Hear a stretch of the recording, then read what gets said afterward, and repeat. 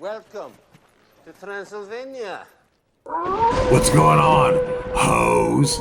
Welcome back to PJ's Movie Time, the #1 Juggalo movie review show in the entire fucking galaxy. Oh, I wasn't supposed to say fuck that soon. Oh, I'm freaking sorry. It's been Fans' Choice. Yeah, we did another Fans' Choice the other day, all June long. We got one more to go next week. But this past week we did a drawing. Yeah, Saturday we did a drawing. And Chia, she won. She won. Guess what she picked? Much clown love. Van Helsing from 2004, starring Hugh Jackman, Universal Pictures. Talking. Yeah, I'm not really a big fan of this movie, not gonna lie. I remember when I first saw it. I saw it with my friend Glenn. We drank some beers and watched it, and the only upside was Kate Beckinsale was in it. Ooh. Anyway, it's directed and written by Stephen Sommers. And he also did the movie The Mummy and Deep Rising.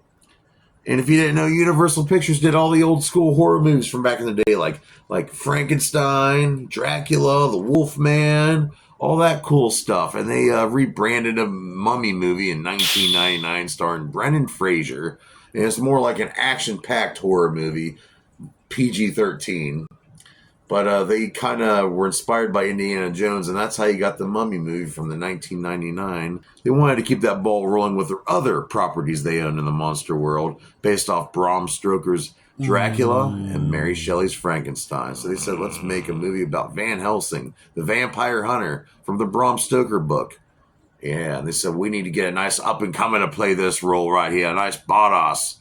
So they got Hugh Jackman to play Van Helsing, who's a vampire hunter, monster hunter in general, works for the Vatican, and they have to send him over to Transylvania. Transylvania's being freaking taken over by Count Dracula. He's a part of this family bloodline that's cursed. The Valeris family. He's been around for hundreds of years, invading the village and sucking the blood out of people with his 3 wives. And his poor family bloodline is cursed, and their souls are all stuck in purgatory until Dracula is dead. But he's up to something. They hired a doctor called Dr. Frankenstein to invent a creature to create life, because for some reason in this world, when vampires have babies, they're born in these little egg sacs and they're born dead, and they need some kind of spark of life to bring them to life to go around and cause chaos. So he uses Frankenstein's monster, and he has werewolves by his side, these little crazy dwarf looking things. So yeah, Hugh Jackman, he's got a big old battle ahead of him, man.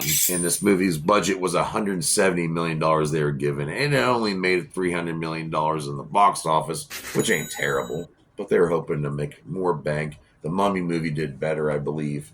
So starring in this movie, I mentioned there were 3 cute vampire chicks. These 3 wives have all these little babies, right? Well, they were played by Sylvia Coloca, who's Verona. Then we have Josie Moran playing Mariska. Then Elena Anaya playing Alira. And I really, no offense, her character's terrible. Her acting is just terrible in this movie. I mentioned the cursed family bloodline of Dracula, the Valeris. Well, Velkin Valeris is played by Will Kemp, who has an early encounter with a werewolf in this movie.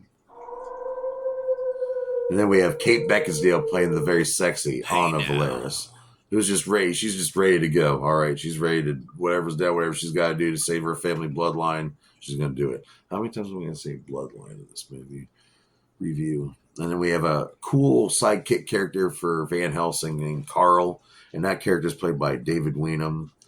Then we have Frankenstein's monster, and you feel sorry for the dude, played by Schuler Hensley, who has a really cool design. This is a really cool looking design for the Frankenstein monster.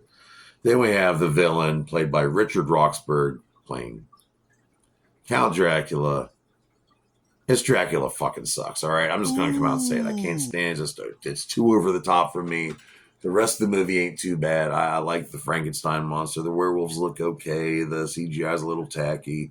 Then starring in the movie, Hugh Jackman playing Van Helsing. And actually, he did a lot of his own stunts in this movie, believe it or not. But I will say Hugh Jackman does okay. He looks really young in it, rewatching it now. And he took the role. But what I really find weird is just how pretty everyone looks in this movie. It's supposed to take place in the late 1800s, and everyone just looks so pretty. And people were freaking ugly back then. I mean, I mean, look at me, and we kind of still are. That's just something I noticed. The monster design for the Frankenstein monster was done by Captive Films. Some really cool prosthetics there. I just love the overall design, and the little bat creatures, the children of Dracula. They look kind of like little Nosferatu babies. Those look pretty cool, I thought. But the special effects was a mix of CGI and practical effects. Industrial Light and Magic had a lot in that. And set designer Alan Cameron set up all these giant stage designs in LA, California there.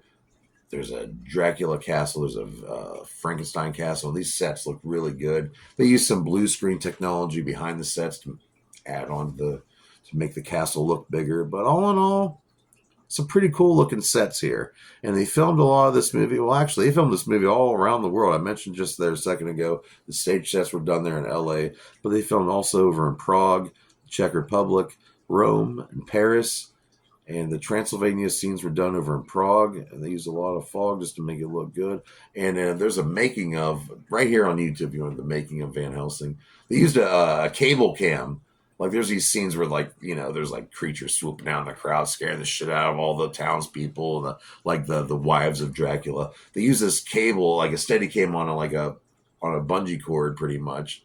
Yeah, that looks pretty cool. I thought that was really neat. Well, the story ain't too bad. Like I said, the Valerius family, they just want to free their souls, but they got to kill Dracula. And Van Helsing is pretty badass in this movie.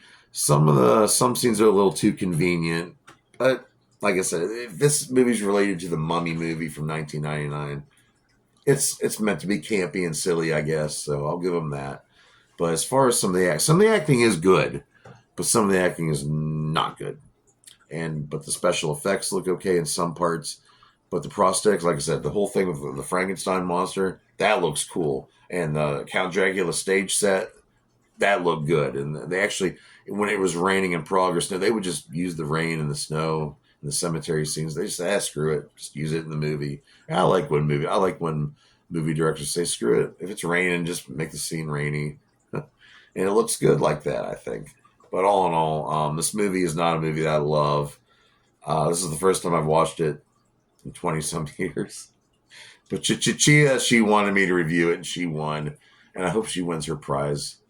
And I have to rate this movie now. So what do I pick? What do I rate Van Helsing from 2004, Universal Pictures? Well, I'm going to have to rate it 1 out of 5 dog dicks. Sorry. Like I said, some of the stuff looks good in it. Some of the acting's okay. But I can't take that Dracula serious. I just can't take that Dracula say he sucks. He fucking sucks. But join me here again next week on PJ's Movie Time. We're going to do one more episode of Fans Choice here in June. And who knows who's going to get picked next week, but you'll win a prize. And I really appreciate all the participation so far, guys. Thank you so much. These videos really get me through my tough times, and I'm going through some right now. So thank you for being there for me. And I'm glad I could be there for you. Processed by being weird and bulging out my eyes and playing with toys and yelling at my kitty cat. Stop it over there. You kitty cats just better stop. All right. So I'll see you here next week on PJ's Movie Time.